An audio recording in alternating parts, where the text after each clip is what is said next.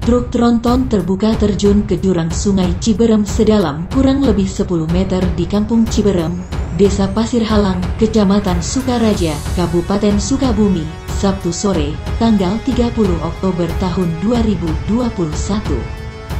Diketahui truk tronton bernomor polisi B9619 UIS itu melaju dari arah Jalan Pembangunan Selakaso menuju arah Nasional Sukaraja menuju Cianjur dengan tujuan Cikampek, Kabupaten Karawang sekitar pukul 15.30 waktu Indonesia Barat.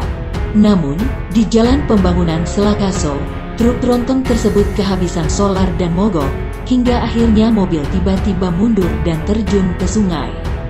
Saat mobil mogok mesin mati, dirinya dan sopir mengganjal bannya agar mobil tidak mundur dan tidak membahayakan pengguna lalu lintas lainnya. Dalam peristiwa tersebut, tidak ada korban jiwa. Namun mobil truk tersebut mengalami kerusakan.